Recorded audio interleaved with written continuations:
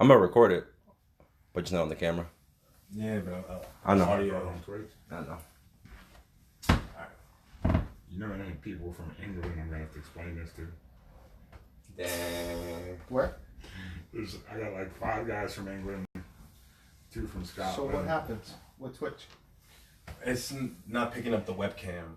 So for the live stream, and like everything's all like mixed and synced and all that bullshit. I guess it's not picking up. I think it's a computer because they Apple had an update to the Macs last night and to a new OS, and that's when it stopped working now. But before that, it was working perfectly fine. Fucking Trump. Blame Trump, right? But we still good to go with everything else, or is this? Yeah, we we'll be on. we just want to be on Twitch. Do you, what's your? What I need to get on Did you already start? Wi-Fi. Kentucky 8, right? For SLK 4 out. Which one? SLK 2.4 or some shit like that. SLK crib. Okay. What's the password? Kentucky 8 with the capital K. Now that everybody in New York knows that. Yeah. Right? Apple had an update to the Macs last night and to a new OS, and that's when it stopped working now. But before that, it was perfectly fine. That's pretty stuff. Okay, so we. Must me. You know,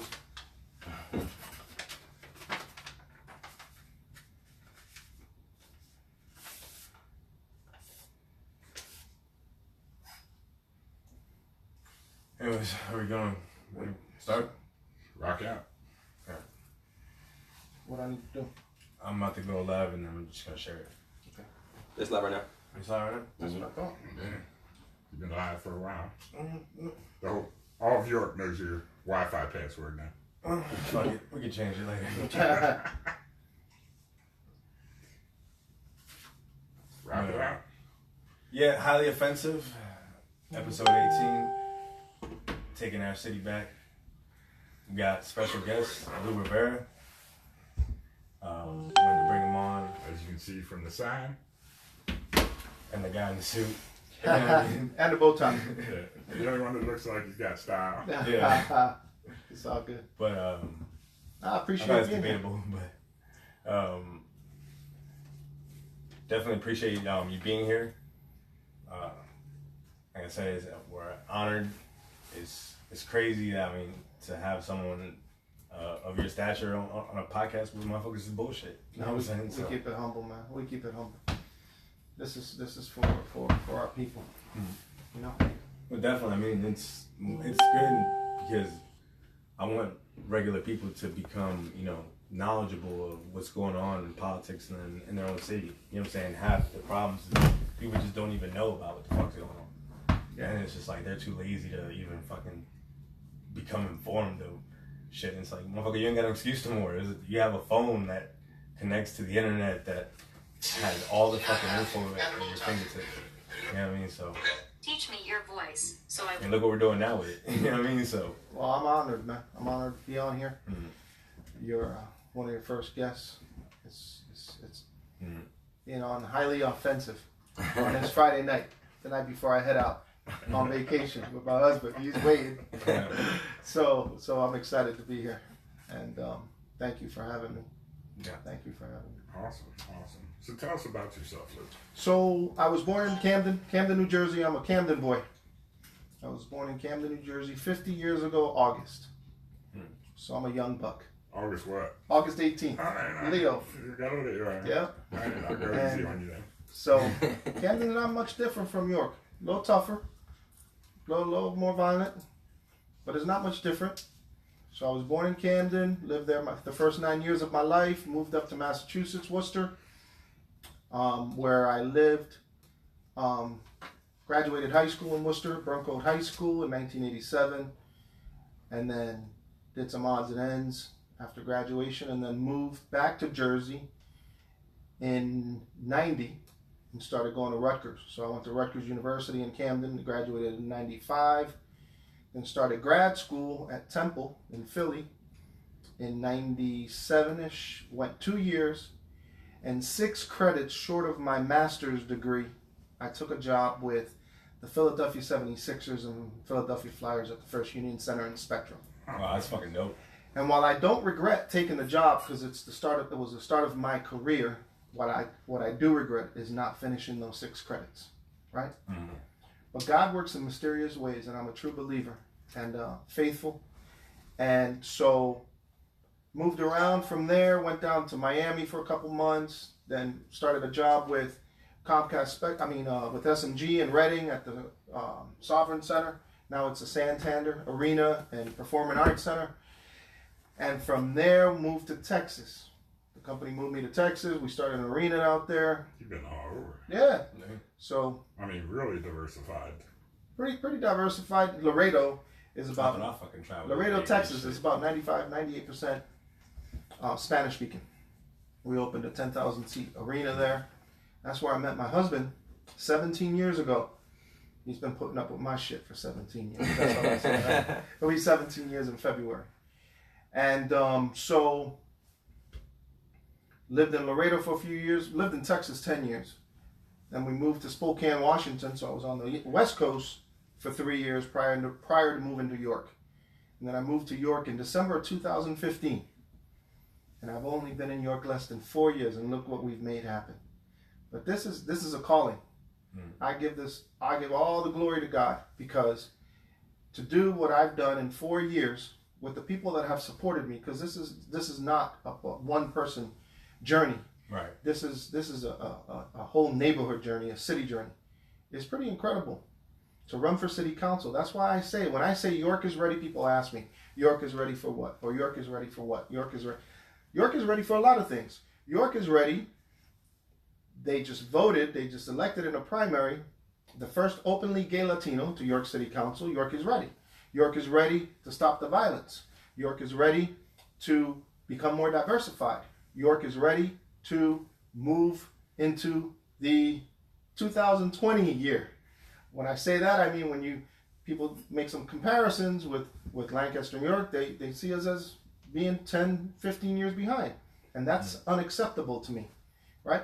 So York is ready for a lot of things. York been in the gutter for a minute. No, I wouldn't say that, man. York is a great city. It's an exceptional city to me, and that's why I want to represent. But we're ready to move forward.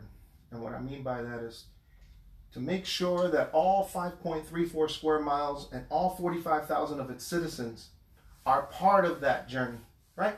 Mm-hmm. Not just a selected few, not that just downtown, not just those with money or those with power. All of us. Because all of us together, working together side by side, we can make an exceptional city. And that's what I want to do. So what sparked your interest? What got you motivated?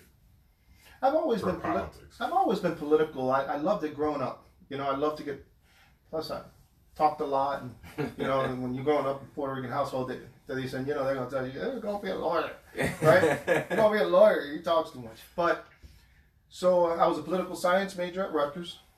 And I love politics. I've always loved politics. But politics in a good way. Politics has a bad connotation. And it shouldn't. But we've seen some politicians do some fucked up shit. Mm-hmm. So if we're going to keep it highly offensive, let's talk real, right? Mm-hmm. So, but it gets that negative hype, and it shouldn't be that way, because there's some good people out there. It shouldn't, but I think the problem with politics, right? And I think the reason I say it's right from personal experience is that power corrupts, right? So me, as I went through the Navy, I saw it personally, what happened, the wrong people got promoted and, they got power, and the things and how they would treat their underlings, and, how I was when I got promoted, and all of a sudden I had people underneath me that, I had to be responsible for, and, it's a lot of weight, but also in the wrong way, it can corrupt the person, and, in politics it's so much easier because, you have lobbyists throwing all this money, and you're like, oh, well, pass these laws, or don't pass this law because it benefits us not to, and, you've never had anything your whole life, and all of a sudden you got some rich motherfuckers just slapping you with money, you know what I'm saying, like with some fuck you money, like, and you ain't never seen that shit before in your life, like, you don't think twice about it. And you know, but that's why it's, you know, politics kind of has like that bad connotation, because, you know, usually when you see these people, like, they tend to be, you know, living lavish lives where, you know, the people underneath them are suffering, like trying to get just basic laws passed to.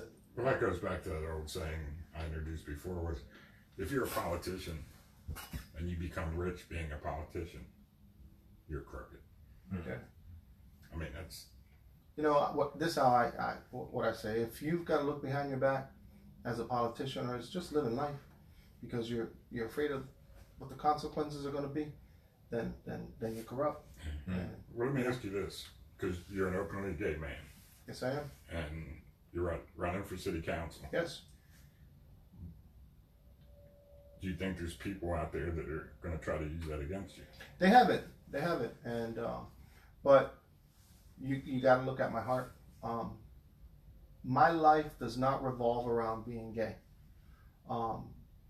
My life revolves around paying it forward, trying to be a good person, and those are things we all work on, right? We all have our quirks, and our vices. So my life revolves around trying to be a voice for those that have been disenfranchised, with my education and how I grew up. It's just part of paying it forward. And what I saw in York when I moved here less than 4 years ago was that the black and brown community was disenfranchised. And there's a lot of whites in New York City that are disenfranchised as well.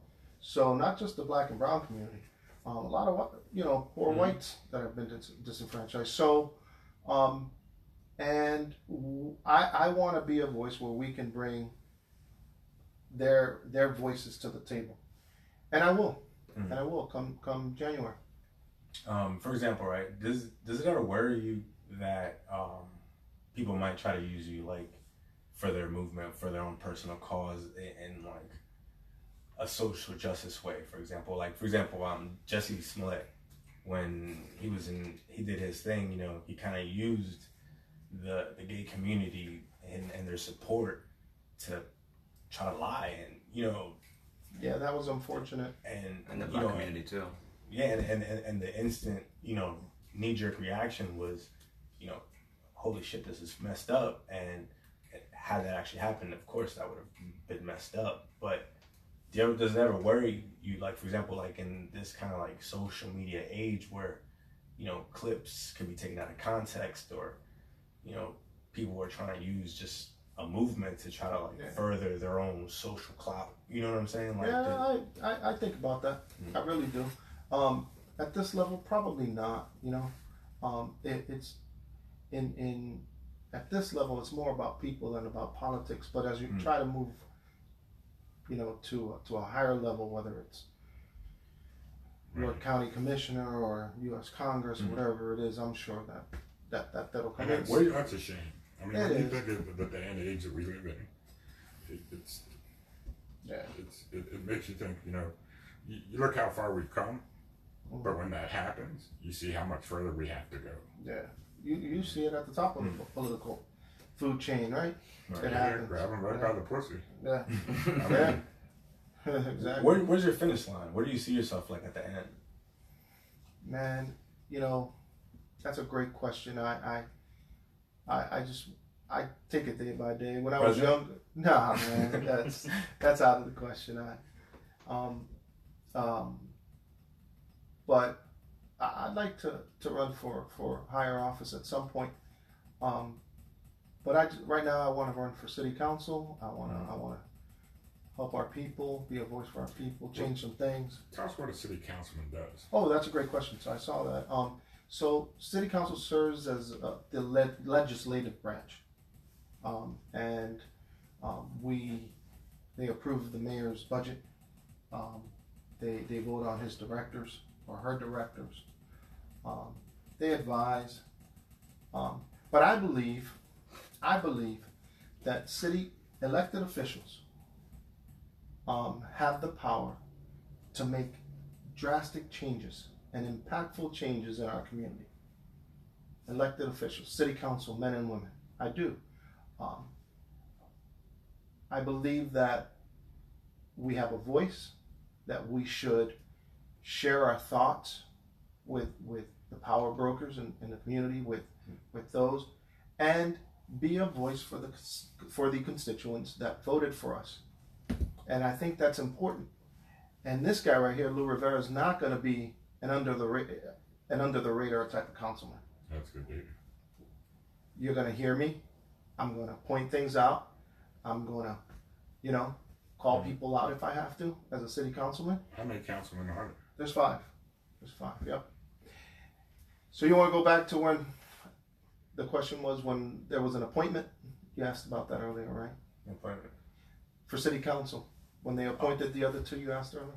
Oh, yeah. So, I had seen you had defeated the guy that had previously defeated you for city councilman, and Well, he didn't defeat me. He was appointed. Mhm. So about January 2017, right? Mhm. There were 2 seats open on city council, right? So the mayor, Michael Helfrich, won the mayoral election, so he had to give up his seat, and Councilwoman Judy Ritter Dixon won a 4-year and a 2-year, so she had to give up one of the seats. So she gave up her 2-year seat. So now you got 2 open seats on city council. Mm. So there were 30 applicants. There were 7 finalists. I was one of the 30 applicants. I was one of the 7 finalists. The only Latino, the only openly gay person. I think there might have been 2. But anyway, and for all the talk that they talked about diversifying city council, they chose 2 others. And great people, very involved. But what I said was, I'll come back and I'll do it the old-fashioned way, which was do it in an election, because they were elected by 3 of the council people. It wasn't all the registered voters that came out to vote. Right. So then I put my name in the hat for the Democratic primary, and I beat Michael Buckingham. Well, I seen him try to get. He didn't take the defeat, and and he was trying to get the Republican right in. Does that worry you at all? If it comes down to No, it didn't work. It didn't, because once I heard that he was doing that, I did the same thing. Again, in New York City, it's not about party; it's more about people.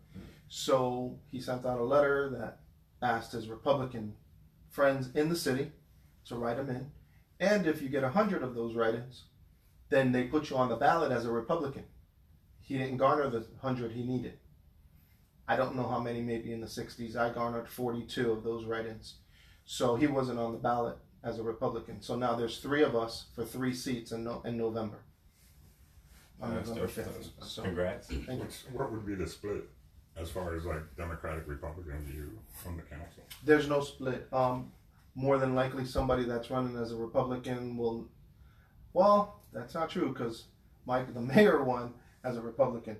So the mayor, when he ran in the primary against Kim Bracey, he lost the primary election in May, and then he was written in, and he got the number of write-ins he needed to be put on the ballot as a Republican, and then during the general election, he ended up beating her in the general election as a Republican. So he's done it,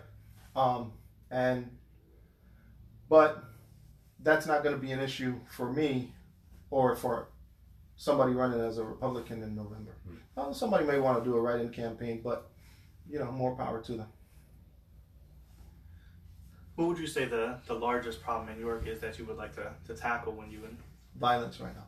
violence? It's number 1. It has to be the number 1 priority. Absolutely. We've got a lot of young people losing their lives, and it's unfortunate, and it's disappointing, and it's hurting our community. But we need to tackle the violence issue, no doubt. How do you think we do that? We've tried a lot of things, and I certainly don't have the magic wand. No one does, but God. I think We had a prayer service, the Black Ministers Association, Ramona Kynard and Pastor Bill Kearney and Pastor Waldauer with a bunch of us, and they go out every Monday at 6 o'clock. They go to corners where the violence has been, and they pray. I believe that works. Going door to door with the police officers. The chief would walk around, street soldiers on the western part of the city, Shiloh Baptist Church. I think that works. I think it's reaching out to the hearts of the people works. Now they got the group violence initiative that started, and we're hoping that works. So anything, if you guys have any ideas. Well, And I know Brandon Marquette,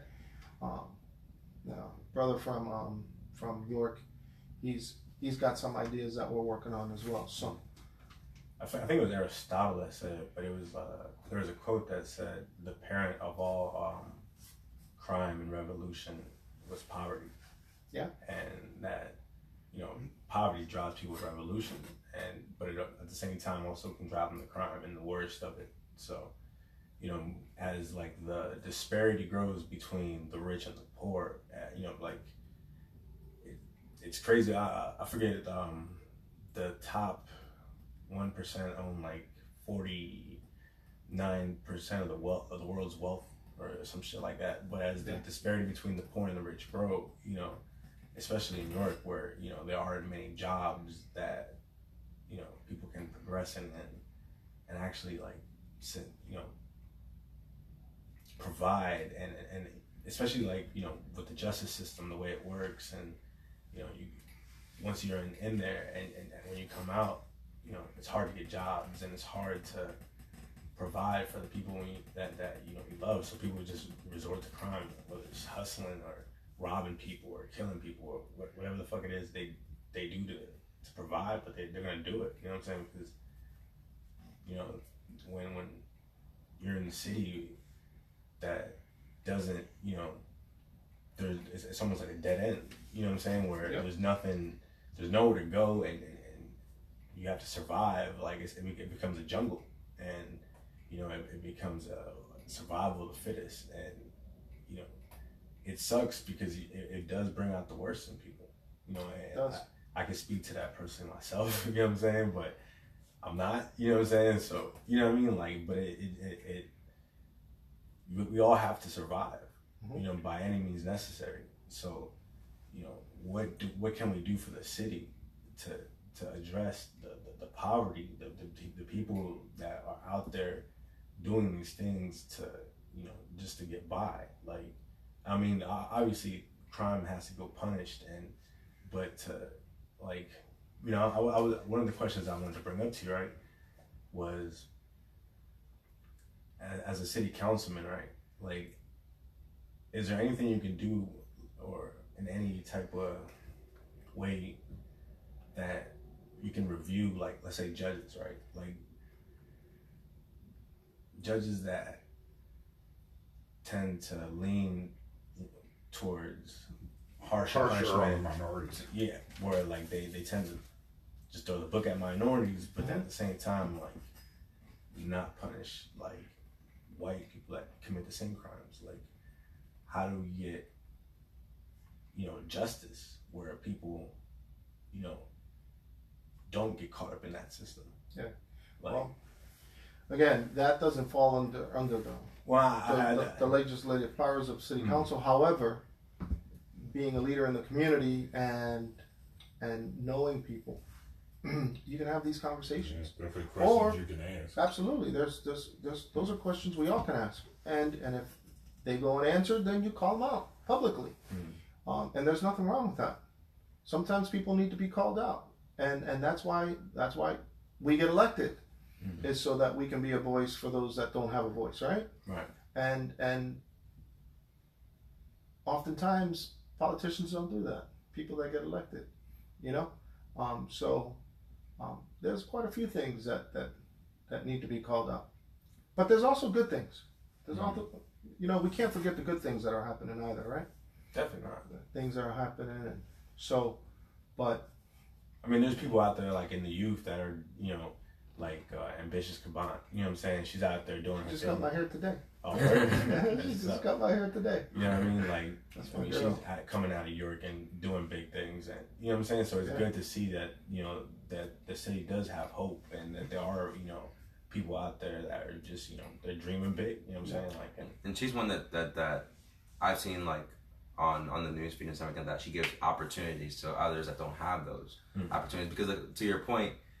And it's such a big, it's a problem that's so much bigger than just York. Like it's a nation thing. Mm-hmm. But to your point, that's you look at the crimes nowadays. Like these younger kids are doing things that that you wouldn't see 10, 15 years ago because let's say your dad was going to work and he was making enough to provide for the household, where your mom would stay at home and watch the kids and tend to the kids and cook and stuff like that, keep you out of trouble.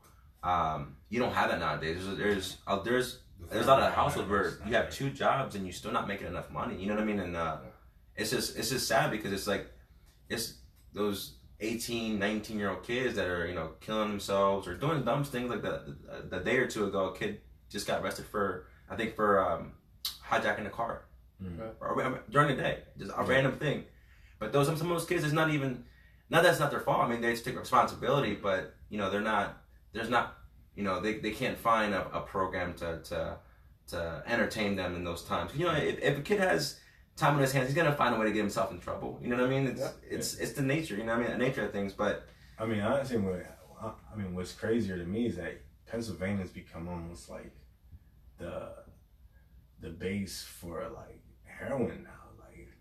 I seen like that. It's everywhere. Opioid epidemic just like blow up, and like that's something I used to never hear about. Like something that was just like some wild shit that you hear motherfuckers did, but like now like you see motherfuckers leaning all over the place, and you just like, God damn, like it's The Walking Dead in this bitch. Like it's not to like make light of it, but I mean it's like it's just sad that like there's just that many people out there that feel like that much hurt that they turn to the like.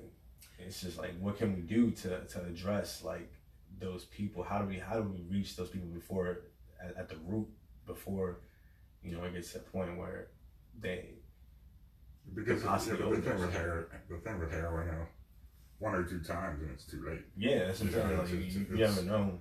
And if it's cut with fentanyl or fucking some other shit, you know what I'm saying? Like it could be your first time and you go like, So it's just like. It's just sad to see like how that's why I mean like earlier when I said we're in the gutter, like it's just like it's like when I see like how low the city kind of like falling to, like it's just sad to me. Well, there's some things that are happening. We've got some workforce development things that the York County Economic Alliance is working on. We've got the movement organization helping people out by getting them food and clothing. We have a bunch of people just doing some great things in the community, including Anu Banks and Fred Walker and Tanya Larry, just all over the place, and Jose Santiago with the New American Welcoming Center doing some great things. CASA is doing some great things out there. We've got a bunch of people that are putting their hearts and souls. There's a lot of work. Yeah, it's a lot of work, and a lot of what I did was volunteer. But we're not there yet. And what I mean by that is, York City is about 80%, almost, I would say, 70%, give or take, black and brown, right? And in order for us to be engaged, we need to be at the table, ensuring that we're part of the conversation that's inclusive, right? Oftentimes we're talking about diversity and inclusion, and shit. Oftentimes we're not at the table. Or if we are, we're just a token motherfucker. And that's changing in a good way. But we need to have more Spanish speaking and black and brown people at the table to share what's lacking in our communities, because we don't want people making decisions for our community if they haven't lived the life, they haven't lived the culture or the environment, right? And there's people that do. Just include us in the conversation so that we all are on the same page, right? because you can't say, well, we've decided that this is what's best for that community, and I hear that, and I have to call it out I was sometimes. going to say, you probably hear that a lot. I do. I've heard it often, and I call it out because you have to. To get great ideas, you have to have diversity in culture. You can't have a group of people, like you said, that haven't lived it or aren't in that situation. Absolutely. To try and make those And our decisions. culture is different. The black and brown culture, the Latino culture, we're very different. You know, we're special. There's things that people may look at us when we do it and say, well, that's weird. Like there was a thread. Let me tell you about this thread. A good friend of mine wrote last week. He's an attorney, and he was driving his car. A couple kids hit his car. Kids of color. That's their city, right? Riding around, and I felt bad. You know, that's the worst thing. You drive in your car, and a couple kids, knuckleheads, hit it. You get angry, right? That's understandable. But then the thread got deep, and I knew where that thread was going to go. And it became straight up racist and straight up culturally insensitive. And I'm talking about 3 of the other commenters on there were attorneys, female attorneys that work in the city. Straight up called these kids. They said that they look gangster. Exactly what they Complained look that at. they were doing wheelies. Use the word wheelies. Oh, they're they doing were on their wheelies. rights. I'm like, are you shitting me? Are you serious? These kids are in their city doing wheelies, and you complain that they're doing wheelies. What do your kids do out in the suburbs? Do they not do wheelies? Right? So Like, instead of engaging leaders in the community, black and brown, right? City councilwomen or Grant Kingsley, who does Pedal for Peace. You know, most of those kids are his kids, ones on bikes, and just having an open conversation about what we can do to ensure that the kids, first of all, they don't put themselves in danger. yeah. But it was a thread that started as a vent, understandably, and then spiraled into a straight up racist threat. Does it scare you? Like, I don't think know. Of, like, no, but I'm Nothing saying, scares like, me. We're gonna fight. But it's Hillary gonna. Clinton naked on a cold day would scare me. That's the only thing I'm afraid Hillary Clinton with clothes on scares me. You know what I mean, is it because you're gay or because no, it's definitely not because I'm gay. You just scared me. She looks pretty scary. Which scares a lot of people. But that's a Female good question. No, you bring up the fight. He's consumed by my gayness. So I ain't gonna It's lie. all good. My You're lucky. I didn't wear my. I'm sorry. I didn't wear my rainbow bow tie. I got rainbow bow tie. I'm taking it on my cruise this weekend. See, I should have worn mine. I do. Right. By the way, I got to give a shout out. I don't know if he's listening, but Mr. Hollywood, Timon Smith, we've got about a dozen of his bow ties. He makes them handmade. Always got to support. That's where you got your bow tie. Yeah. Oh, that's Timon nice. Smith, Mr. Hollywood. And he Got makes about, them. Like, handmade. you can order. Yeah, absolutely. Look him up on Facebook. I Timon get Smith. one that says Trump. Don't make you one that says Trump. It's going to cost you extra. It's $100 processing fee. I think the part of changing us as a culture of York, just making changes, partly on us, just being educated about who's running for what or what's going on in the city, what programs are available. Just for example, like I said, when I spoke to Mrs. Wheeler, Julie Wheeler, I didn't know she was running for commissioner. She didn't tell you? She told me, Oh, okay. but I didn't know beforehand. You know what I mean? So I think that's also part of it is like being engaged. Like you're doing, like being part. Meeting the people, getting to know the people, because we can't complain when we don't engage ourselves in our community to make a change. You know what I mean? No, complaining is not going to change anything, but be engaging into it and being educated about what you can do, the little that you can do. Yeah. We all get consumed with our day to day, and we don't focus on what is actually happening in our community. Yeah. And then when it gets bad, like you said, people, especially on social media, come out and voice their opinions of how they dislike what's going on, but don't get engaged in the try to find a solution to those problems. Yeah. Yeah. You bring up a great point. So that is an interesting campaign and election. So county commissioners, York County commissioners. There's 3 commissioners. 2 are leaving. They're the ones that voted on that $250,000 deal for the emergency 911 Yeah. call, right? That you read about in the paper not that long ago. And so for 6 months, that's a lot of money, right? So Susan Burns, she's leaving, and Chris Riley. So you got Doug Hoke, who's running, and Judy Higgins, who's running with him as Democrats. So there's 3 county commissioners. It's been for the longest, at least since I've been here, 2 Republicans and 1 Democrat. Now, as you get to bigger elections, it becomes more party than people, and that's the sad part, right? So both Susan and Chris Riley, both Republicans, they've announced that they're not running. Well, actually, Chris Riley lost. So you got Doug, who's running, and Judy Higgins, and we got to support these 2 Democrats in order to make the majority on the York County Commission Democratic, right? And then you've got Julie, who I would support as well on the Republican side. So we need to ensure that we share Doug Hoke and Judy Higgins for York County Commissioner. Really important. And my voting opens up November 5th, right? Yeah, November 5th. Vote. Yeah, make Yes, sure you it's vote. important. You know, Go. I've had quite a few people complain about Donald Trump. And my first question to them is, did you vote? I knew where you were coming. And when they tell me they didn't, I don't listen to their complaint. Shut the fuck up, then.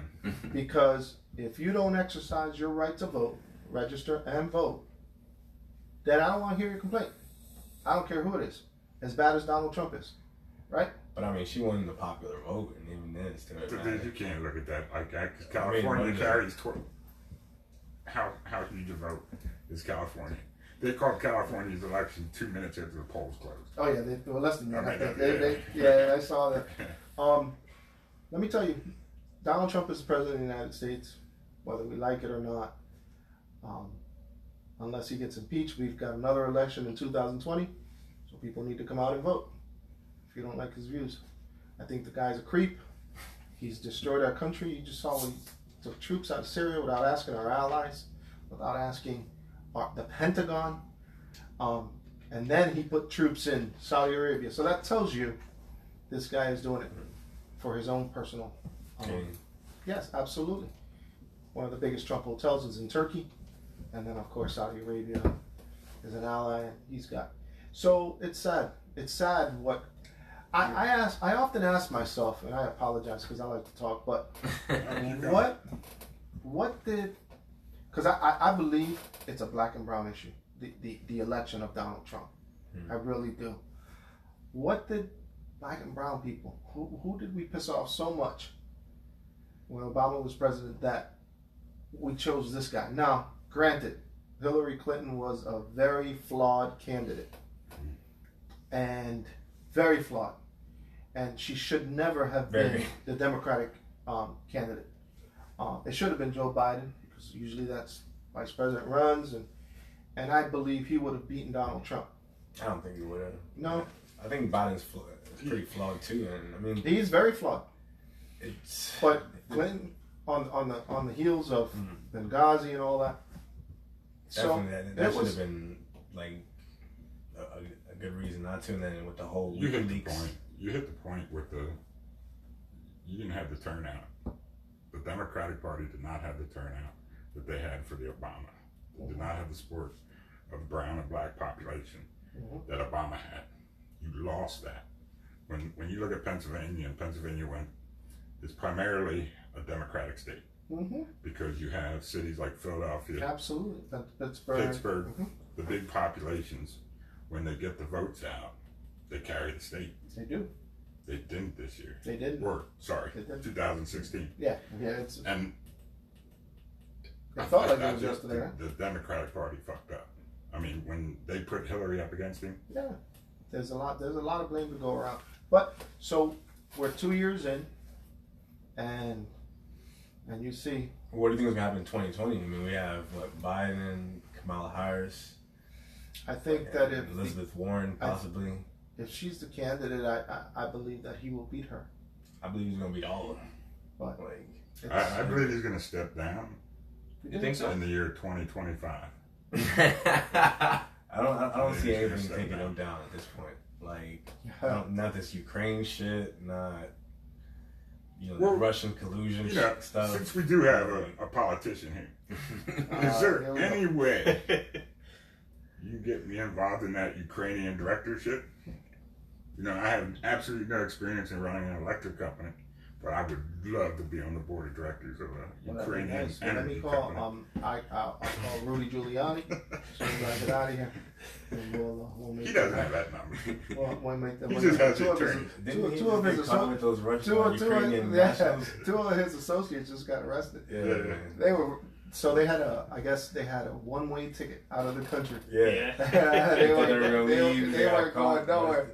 They weren't going nowhere, but it gets you. They're going. Well, I was laughing because they asked Trump if he knew them, and Trump denied it on Twitter, and then somebody posted a picture of him, Giuliani, and the 2 nationals. And Donald Trump Jr. was on that picture too. Yeah. I saw that. But I saw you that. meet so many people you can't No, remember. come on. It's fake news, fake news. Yeah. But I just think Donald Trump are just. So you voted for Hillary I did vote for Hillary, and based on looks, or based on the lesser of 2 evils. However, if John Kasich would have been the Republican candidate, I might have thought twice. I'm not saying I would have voted for him, but John McCain, I kind of liked. Like, he would probably ran out, probably voted for him. John McCain, Mhm. he lost to Obama. Yeah, he looked, but only because he was old as You know, shit. John came McCain- in, look at he was him. all young, John Yeah, but who was his shooting running jumpers mate? and shit. Like, Who was- Sarah Yeah. smoking Newports. Sarah- Like, he wasn't gonna vote for Obama. The best he could pick was Palin. I mean, Yeah, he didn't vet her really well. I mean, he's kind of hot, but I mean, yeah, that's all he needed. It was just like, So what were we talking about before that? The Obama, right? yeah, the votes. So that's what I was saying about when Obama ran, he carried a lot of states, and Yeah. people went out and voted. So you brought up the black and brown community. Yeah. How many are registered out of percentage-wise that are in York County to be voters, That's a good and how many question. do you think will actually come out and vote? Well, there's more and more coming, getting registered. And it helps because you're out there pounding the streets, you're spreading your word, you're on Facebook, Yeah. you're very open, you're very honest, which to me, as a politician, if you can keep that up, you'll go far. Oh. But you're honest. They see your face, and that's what they need to see. They need to see and made to believe that their vote is going to count. I think that's why some of these politicians come into office or have come into office now. Like, big one is AOC. You know what I mean? Like you mentioned earlier, you asked Lou Rivera about almost being tempted by lobbyists and stuff like that. I think the way that you protect yourself is like AOC. She's very open, very in touch with I see she's on Facebook, and every day I see she posts a video about what she's doing and stuff like she's that. also gotten in trouble too, though, with some like. You're not gonna be perfect. I know, and you can't be perfect. I mean, I don't expect any politician to be perfect. I just don't expect them to be doing the shit that Trump does. As long as they're not on Trump level. That's crazy. You know, the only thing I would give Trump though is like he's very honest or frank. Like he's not scared to tell people what he's done. You know what I mean? Yeah, but Whereas they if should you take would his have had Twitter Hillary, account away. yeah, They should deactivate that yeah. fucking thing. No, I don't know how they. I don't know. How they I don't care. we just No. have I don't care if whatever he goes out and says. Take his fucking Twitter away. He should not be tweeting. Nah, we need Someone's gonna make a book of all his fucking just tweets. You're the judge. Well, they're making a book of all his lies. That's for sure. The guy it's crazy, So as a Democrat, I'll share with you a tidbit. My favorite politician of all time was Ronald Reagan. Yes.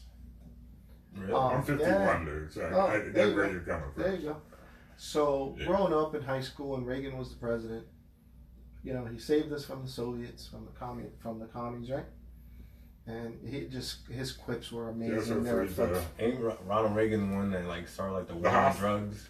Nah, that was Nancy Reagan. Nancy Reagan, his wife. Ronald freed Iranian hostages too when he took over, didn't he? Yep. Because he took over for Carter. Yeah, he did. But he was funny and he was courageous and fearless. He's a movie star. Yeah, and I hear that he thought Donald Trump was always a buffoon. Yeah, never liked him. So. Yeah, but to be fair, at this point, he might be talking to his Jello by this time. To be fair, he's probably rolling in his grave with John McCain and George H.W. Right? Yeah. We've never seen anything like this. It's crazy. Mm-hmm. And I was telling my brother that I'm like, it's just like the craziest shit about it is that I've never seen shit like this before. Like from a president, like a politician, just like a blatant disregard of all constitutional like laws and just like everything you're not supposed to do, he just does it. Like, in any other position, you're getting fired. That position is being taken away. You're going to jail, bro. Yeah. You're going to jail. This is crazy. So Charles Barkley threw a big thing up. What was that about a month ago? Mm. So and he threw it out. The mound, what? The round mound of the rebound. Round mound of rebound. Charles Barkley. Yeah. Down in his home state talking to the Alabama. Democrats. Yeah. And one of the things he said to the Democrats is, every 4 years you come out and you promise and you talk how you're going to help all these black folks. You get elected, and then you never talk to us again until 4 years later when you're looking for our vote again. And he called him out. He said, Republicans too, but this is a Democratic state. He said, when are you gonna change? When you run for office. You sock them in the mouth and you run for office yourself. Why do we have to depend on... I want Charles Barkley in office, bro. Well, he always talked about being political. Charles Barkley often talked about running for governor of Alabama. And that'd be cool. But why should we be telling people to run for office in 4 years? Why aren't we running for office? Let's just run for office. Put your name on a ballot, get your signatures, right? And run for office. Let's not wait for other people to run for us. It's too wild to run for office. Those would never get voted in. Why? Those days are over, right? Yeah. Which days? The wild days are over? No. Everything. No, they're not. But I mean, like I've thought about it before, you know, getting into politics and all that shit. But it's just like it's scary. It's like to me, power scares me because like it shouldn't be scary. Power scares you because you don't know what you're gonna do with it. Exactly. See, like, I'm human. I'm not gonna lie. Like, you gotta find yourself first before you start running for political office. Because you scaring me the way you talking. Politics, ever. Like, I don't want that power strong. or that responsibility. Like, I'd rather just be. If you allow it to corrupt you. I'm perfectly fine in my skin where I could represent the people without being corrupt or without taking anything. When you get to that point, you can't look them in the eye anymore. It's time to walk away. No. Do you believe in term limits? I do. Absolutely, I do. So I think that 2 years for U.S. Congress is too short. It doesn't allow them to really create an agenda. Yeah, to take you a year and a half to dig your hands into it. Yeah, so you run, and then all of a sudden, a year later, you've got another election you got to run. It just doesn't make sense. But I also think that the Senate should be 4 years instead of 6. 6 years, and I think there should be term limits. So, because that's the thing that scares me when you look at the professional politicians, the Nancy Pelosi's and the Elizabeth Warrens. They got to go. The ones that have been in the office, you know, and they're sitting there and they're saying, "Well, this is bad. This is bad." You've been in there 30 fucking years. What have you done about it? Don't stand there and, you know, every election year point this out when the Republicans running and say, you know, look at this. This is bad. Yeah. You've been there 30 years. Yeah. It's been bad for 30 years. Please tell me there's, and you know, some kind of cut to the crime. But no, it's just. That's what one of the things that my opponents often said was that, you know, they were born and raised in New York, and that's fine and dandy. I said, you know, well, as God would have it, I'm in New York now, right? Because He creates my path. But I would tell my constituents, those that were listening, you know, my opponents claim they were born and raised in New York. But you tell me, what have they done for you and how your life has changed over the course of the last 10, 20, 30 years. And if your life hasn't changed, then that means you need to vote for Lou Rivera, because he's made some changes in this community over the course of the last 4 years, right? So. Yeah, if you're just staying stagnant over, I mean, I don't know what the term limit is on a city council. 4 years. Yeah.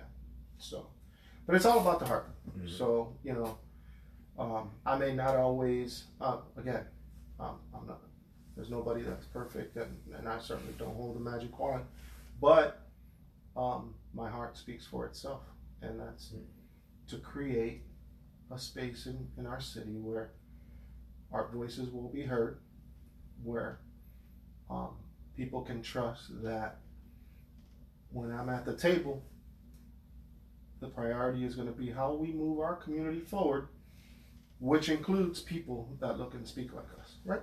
Mm-hmm. And that's not too much to ask for, is it? It really isn't. It really isn't. Should have happened a long time ago.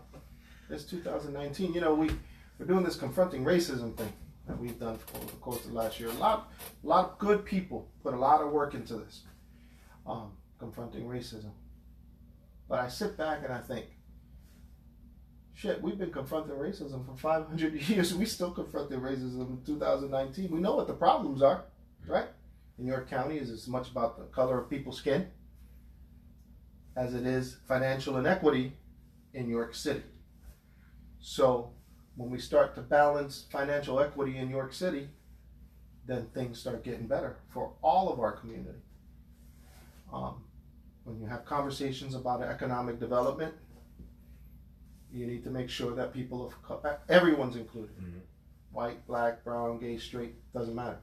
That's how you create open and transparent conversations. And then I talk about the trend of the nonprofits that are based in our community, get tax credits for being a nonprofit, and oftentimes jobs that typically went to white males, CEOs, are now going to white females. That's the trend. And I've often talked, people are afraid to talk about the trend, but Lou Rivera is not. So, white females, they call it affirmative action. Affirmative action didn't benefit black and brown people, it benefited white females. That's the truth, right? It did. Yeah, and that started in the, 70s? Yeah. So, all I'm saying is that when you talk about diversity and inclusion, and you have a hiring committee, mm-hmm. should be diversified, and your applicants should be diversified. And that's not too much to ask for, especially in those nonprofits that benefit or that take care of most of the kids that are from our community, right? Mm-hmm. It's awesome to see somebody, black female, Latina female, black male, Latino male, to become the CEO of these organizations, or an assistant, or people in the top offices of these nonprofits, so that you can send a message, man, to our community that says, you know what, we're being intentional in diversifying our nonprofits, mm-hmm. or our businesses, for-profit, nonprofits. It doesn't matter, but the nonprofits are important because they're the ones who receive, they don't pay taxes in the city, otherwise it could be going to kids, and they do great work. I'm certainly not questioning the work that nonprofits do in our community, but I'm starting to think about the practices in their hiring. Quit clapping your hands about a white female getting it. Yeah, but that's the trend, and I see it. But what if the white female is the more qualified? That's a great question. I will never argue, as long as the process is fair. Like you said, the committee would be diversified. Yeah, that's a great point, Mike. Right? Yep. That you make. So, what do minorities do in order to get better qualifications, such as like better educations to hit that curve, that learning curve, to get those right accolades, to get those positions where people see us as qualified to even put ourselves in those jobs. Well, that's a great point too. Are we preparing our children for their future? I don't believe we are. I think we all need to work together, all of us. School board, teachers, school administrators, city council leaders, faith-based leaders, and have these discussions on what we need to do to curb the violence, to prepare our children for their future. There's a bunch of qualified people in all these that are minorities for these jobs. I hate the use of the word minorities too, but so people say that the lazy answer to that is, well, they're not applying. I hate that answer. If you're intentional, then you go out and look for them, right? But that's important. And I believe that people of color, whether they're elected, appointed, or hired, that they should serve as an advocate and a voice for people of color, including hiring and being a voice for. I think that's very important. Because if you're not, if you've been elected, or if you've been hired, or you've been appointed as a person of color, and you don't advocate for the black and brown community, then I don't believe you should have your seat. Yeah. There's no purpose for you to be on, and to have a seat and not stand for your people. Yeah. So, quick question. I mean, a lot of this stuff I'm bringing up, we've discussed before. Who were your role models growing up? Ronald Reagan. Obviously, I was in high school, and I was afraid that nuclear war was going to start at any time. Remember the movie The Day After? Yeah.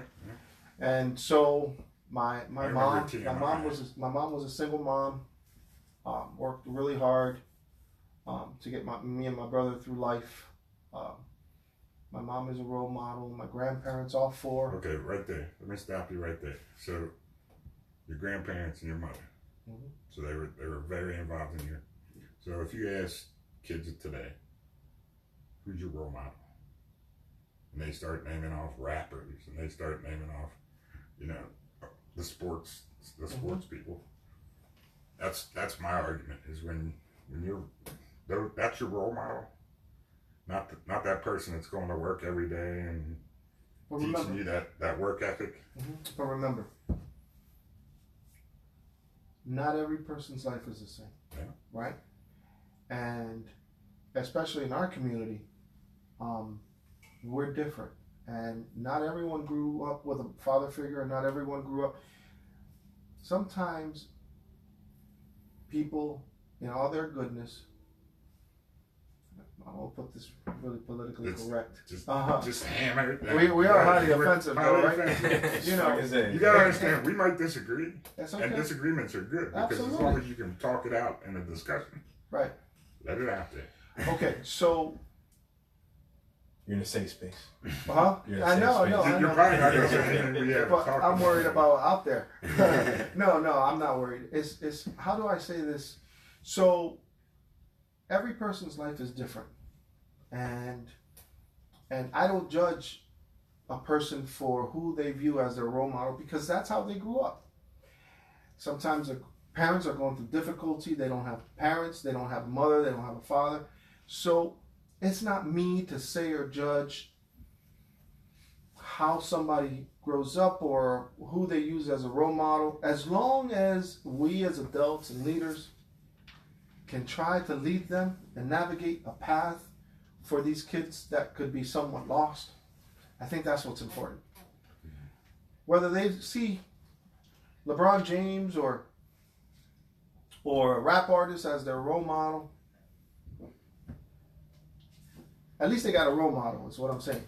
But again, somebody that lives in the suburbs and has a nice house with two parents is very different from somebody that lives in the suburbs that doesn't have any money, or somebody that lives in the suburbs that has a lot of money and there's just not nice people, to somebody that lives in the city and we're poor It's just, it depends on the person, man. So how do we bring back family values?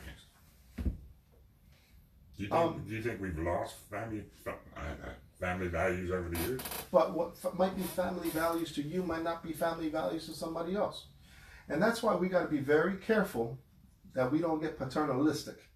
Meaning, we don't start judging people based on, you know, what you think might be family values to what I think might be family values.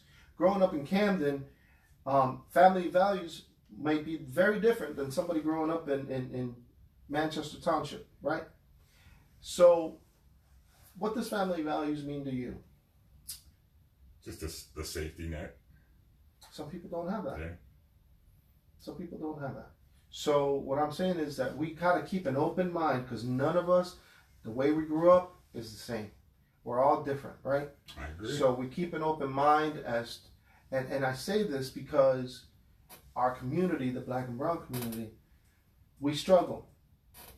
And I don't want our community to be held to the standards that white people have in the suburbs, because we live different lives and our cultures are different and our environment is different. And when people start to say their family values are lessened, or their parents didn't show them this, you don't know what these people are going through. You don't know what their lives are. Their parents, the mother might be struggling with drugs, or might be struggling. The father might not be around her. We don't know. So we can't set a standard. What we can do is try to pick people up, embrace them, and see how we can help them grow. So you can't set a standard, but you can set an example. So you said in the beginning, you know, about the violence and stuff, and how the churches were going out, and you know, going door to door, praying, reaching people's hearts. To me, that's family values. You know, I might look at family values differently, but you know, anytime you get together, you don't have to be blood to be family. Yeah. You know, and anytime you get together to go out and do something that's for the better of the community. Okay, and well to there you help. go. So now you've given me a definition. So you're and everyone's view of gonna look at values. family values differently. Yeah. But I look at it as, like I said, it's a safety thing. Church, and even friends that you go to, that you don't have to worry. Right. You know, and you brought it up too. Not everyone's the same, so you know, I've discussed with these guys before. I'm not gonna know what it's like to be racially profiled. I'm a 50-year-old white guy. I'm not gonna get racially profiled. You're absolutely right. So, but they're never gonna know what it's like to be old and white either, which is not really a bad thing. It's not. I'm glad you admit that, but it's the truth. I see a difference. And I've told these guys I've you're seen being so differences. honest, and I'm so happy that you're sitting next to me, because I don't want to offend my white friends out there, because This is highly offensive. because I love them and they're my brothers and sisters. However, being a gay Latino, being a person of color, our lives are different, and I'm glad that you can recognize that being a 50-year-old white guy, your life is a lot different than our lives, and it will always be different, right? We're hoping that someday it might not be, but the fact that you could sit here next to me and really recognize that is I honorable. think as a white male or female, You're entitled, right? But There's an entitlement, right? I don't feel an entitlement, but I feel like I'm not treated the same. Yeah. A little privilege. Privilege. That's what I meant. Privilege. But what I'm saying, what I'm really saying is, I've seen it firsthand, and if I could sit here and say, "Oh, I don't see it," then you're just disillusioned. You're not really looking at the big picture. Yeah, oftentimes I've seen some white folks and my friends that they in all their goodness, they don't see it. They don't see that they're being offensive, or they don't see that we're different. Yeah. People are different, and no, it's not right. It's not okay. We're different. And you know what's sad is it's 2019, and take football analogy. 10 years ago, you know, they were applauding because they finally hired a black coach. to coach an NFL team. Do you remember who that was? Was it Tony Dungy? With the Colts? Yeah. I think it was Tony Dungy. I could be wrong, You could be right. but it's 2000. This is 1995. I don't give a shit. Why the fuck are we applauding? You know, oh my God, that's such a great move. That's ridiculous that we applauded that. That's something that just showed how racist the NFL was when it came to coaches. Look at the owners. How many black owners are there? How many black presidents are we having? One. and even then he was mixed, so he barely slid in that motherfucker. Nah, you went all right. I believe that we can make our community better by having conversations, not speaking at each other, but to each other. And calling things out as you see them. Just be honest Right? conversation. Honest and transparent. And I've often talked about that. Even if you go to my website, it talks about having open, honest, and transparent conversations. Because I didn't say the other thing, you know, we won't know what it's like to be criticized for being gay. I mean, you're Latino, he's black, Latino. I'm a white man. I'm Latino. Wait, I thought you were I'm gay. Puerto Rican. No, I'm just kidding. What I'm saying is, But let me I'm tell you non-binary. Let me tell you something. we won't know the discrimination I believe that comes though, with. that my gayness in the white community is more accepted than my Latino. I would believe that. Yeah. Yeah. I would believe that. Think about it. I believe that. Well, somebody told me like when I was back when I was making rap music that I would make it easier if I pretended to be gay. Like, Really? So let's bring up that thing you said to me earlier, which totally shocked me. Go ahead. I'm with the little Nas. well, I was fell right gonna, into say it for Lil Nas? the Lil Nas X. Did you send me something about that, Yeah. right? Well, it was about Lil Nas X. He was on an interview recently, and Yeah, with Oprah Winfrey's good friend. What's her name? Was it Gail Smith? Gil. yeah, and he was talking about how when he was a teen, he was trying to pray. I posted They that. tried Yeah. to pray that I out of did. him. I shared that. Yeah. Oh, I that's shared probably where I interview. found it from. Man.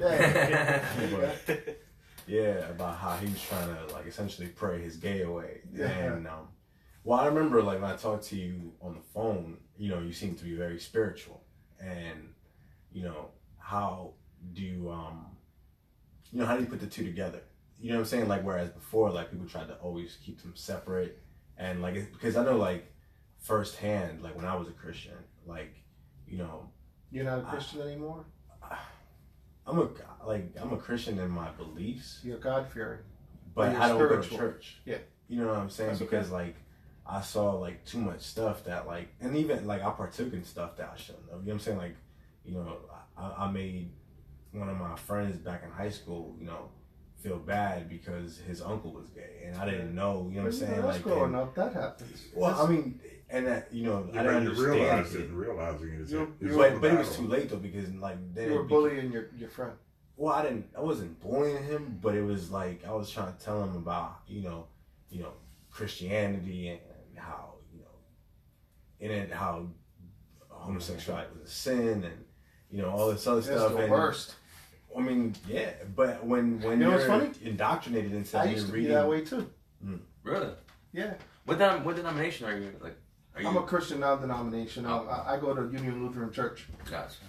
Pastor Joel Forkamara, my husband sits on the board there at Union Lutheran, and we're pretty active with the church. Carla Christopher's there, very open, very Good accepting, very diverse.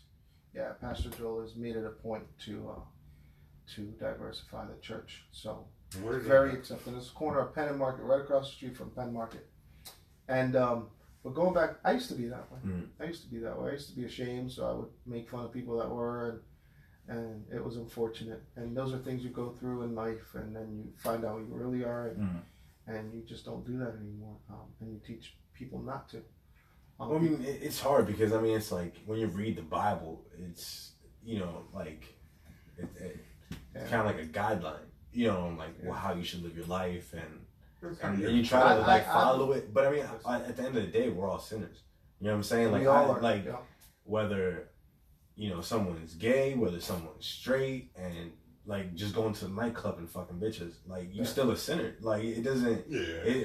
It's just as equal as. Oh my. You know what I You mean? know the Like, Bible was the Did you say most. that? I'm just keeping it real. You know what I'm The saying? Like, Bible I'm is not. one of the most misinterpreted books ever. I I mean, agree. you can have 6 people read it So they all were at the same interpreting. time, and everyone's. I gonna heard that interpret it Jesus never different. talked about homosexuality. The Bible does, but it's never. I don't think there's ever a mention of Jesus talking about homosexuality. I don't And think if he and did. if- I know his disciples did, like I think in like the Romans or something like that, and it was more talked about in the Old Testament. Romans definitely But- should have been talking about it. You yeah, know, exactly. Again, you know what No, I'm saying? I think it's accepted. You know, homosexuality is not what it used to be. Mm. People are pretty open, and they really don't care.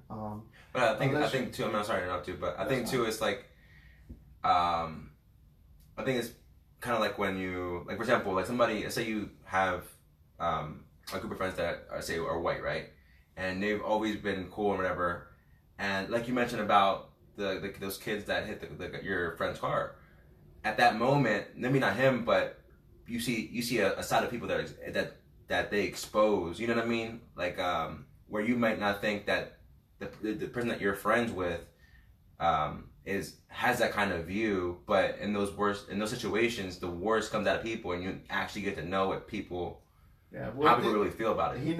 The person who initiated the thread, Mhm. never talked Yeah. anything like that. It was people, so he never did.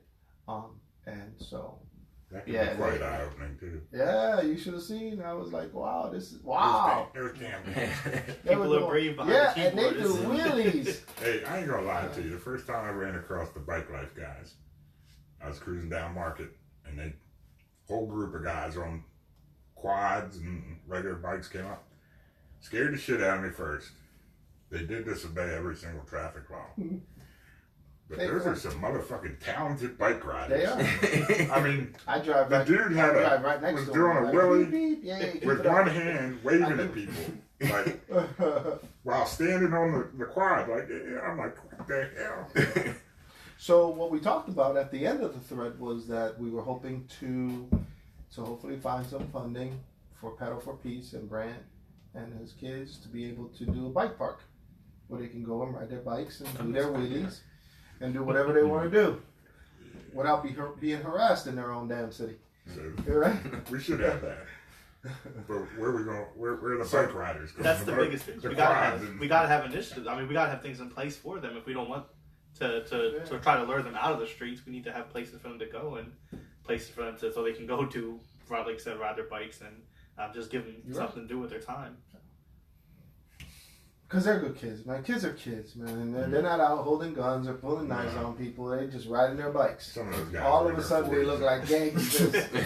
They some old ass kids. They look like gangsters. Like doing wheelies. I was like, oh shit. So we smoking Newports The and original, mixtape. the original greasers on fire, man. The funny part about it is the two commenters that were male, female, white were the ones that were bashing the other ones. I kept it in the middle. I said, let's talk about this. Let's get people involved where we can have open conversations about It's what good we. when you start the conversation out. It just But flows. these two, Bill and Christine, they were like, oh, they were mean to these other people. It was funny. It was funny. But they got insensitive. So you got to call that out whenever. You cannot allow that.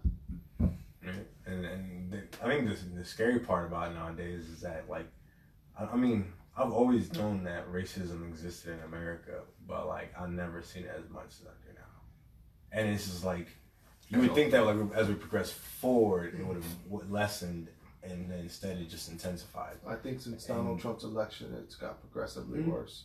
He's reinvigorated a lot of the trail part, the whites that seemed The disenfranchised yeah whites. it's But I think that happened like You don't see him out giving away phones though. no, but I think that started with Obama though. Like I think like that tension was there the second Obama got elected, when they were trying to pull his birth certificate and see where he was born at, make sure he was an American citizen. Dude, that shit was a political. That was a Trump thing. Started doing that. Yeah, early on but when he had. But you could tell. You could see that there was some racism there going on. That there was some white people that were not happy about Obama being president. So think about this. So he becomes president, and who was the number one guy that we were searching for at the time? Bin Laden. All right. So you hear Obama, Bin Laden. Yeah, I can see where you get a bunch of white guys white folks in a tizzy over the name. But I mean, it was political. I'm just saying that there was it was a way to keep Trump in the news, that name in the headlines. I mean, Trump knew he was American. Trust me. No, but like for example, like when that Charlottesville shit happened, like I don't think that was just like it just instantly magically the Charlottesville, like the white supremacists over the Confederate statue, like that didn't just come out. They just didn't magically appear like you know racist in 2019. Like they had been there for a while. They just slowly started to organize, and then you had a president that was like speaking directly to what they wanted to hear, and it was like, yeah, okay, now's the time to make the move. And then now we live in a racist ass America again, where these people can just openly say what they want. You can't blame that over the last. It hasn't been the last 3 years. It's been longer. Right. That's what I'm saying. Like it started with Obama. Like where once Obama got elected, you started to see the undertones of like racism again. Like white people that didn't like him, and started saying this racist shit, like comparing him to a monkey and talking about his kids, his wife. Like I literally remember there was conspiracy theories that Michelle Obama was a transgender. Oh come on! I swear to God, like that. I mean, and like. They almost convinced me. Where did that come from? Huffington Post or what? Bruh, like, I mean, and they even literally took Obama's clips of him, like, because he accidentally referred to her as Michael in one bit, and like, so I mean, like, they literally ran with it. But what I'm saying is, like, there was this racist undertone that started when Obama got elected, and then when Trump started seeing that shit, he capitalized on it. Dude, would start talking about the wall and all this racist shit, and then all of a sudden, we racism in America again in 2019. And it's fucking nuts. 10 years ago, the Democrats were saying the same thing about border security and immigration and vetting. They were saying the same things. Well, but that's why I bring up Trump said it, and he doesn't say it the same. He's not saying about it the Reagan, same way they said it. Like about the war on drugs, like Ronald Reagan, like and the war on drugs affected black people in one of the worst ways since slavery. Like. The whole war on drugs has affected black people the most. So it's taken black fathers and put them in prisons, kept a whole bunch of fathers' kids out in the streets. So that's where okay. So what you should do is you wanna save some money quickly across the country. Legalize weed. Legalize marijuana, and those people that are sitting in jail for selling a half ounce of weed or an ounce of weed, let them the fuck go. Like, yeah. Well, and not just that, but 20% of your jail expunge out the population fucking will be on record the street. and start putting them back into the workforce. Like, so what's worse? What would you rather your kids smoke or drink? Smoke either.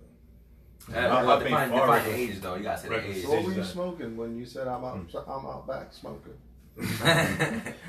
No comment. It's highly offensive. Well, gentlemen, I gotta get on the road here shortly. All right, give us a going away word, Lou. Tell us what you want to do, what you want to see in 4 years. I would like to see a York where everyone has a voice, where everyone is equal, financially, and racially. I want to see a York where we can bring in big conventions, just a world-class city where we're open to the world to come in and visit and think outside the box. It's happening slowly. It's happening. Where the violence is quelled, where we can get our children prepared for their future. I think that's really important.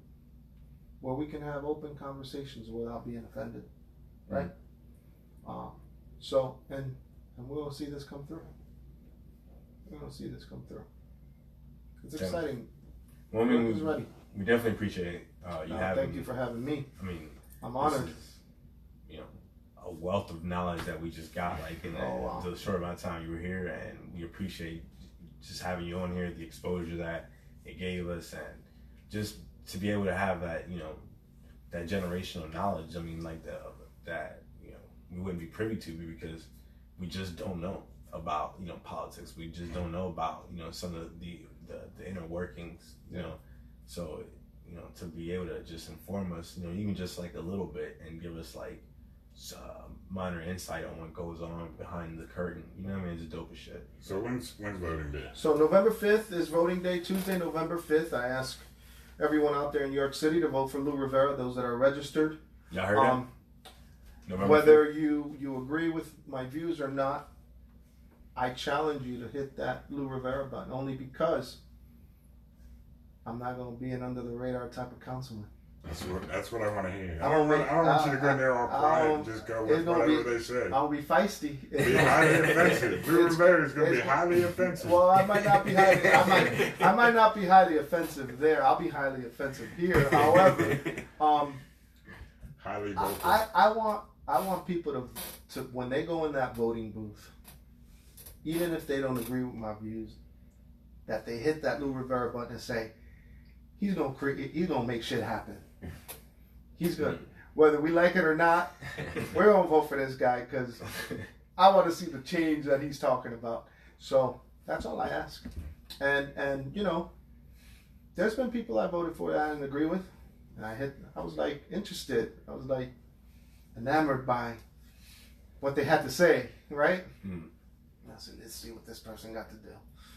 So I hope people will treat me the same way on November 5th. Vote. Lou Rivera. Do your part. Vote. You can add me on Facebook, Lou Rivera for York City Council, or my website, www.louforyork.com. And I'm excited to be the first Latino in over 20 years to sit on York City Council. That's amazing. And it's They need important. your voice. It's They need important. your voice. It's important to be diversified. But I'm not just representing the Latino community. I'm going to represent all our community. 33% white, approximately 33% Latino, 33% black, and 1% what? and 100% real. Like it. Yeah. Let's take our city back. Let's get it. Let's elevate it and make your. People were asking me taking it back from what? That's the question. When you posted Lou Rivera taking the city back, taking it back from what? Most white people were the ones who asked. Taking it back. I swear. What are you taking? What are you taking it back from? Where are you taking it to? I swear. It was funny, but that taking it back means a lot of things. Taking it back, you have a Latino voice on there, a gay voice, right?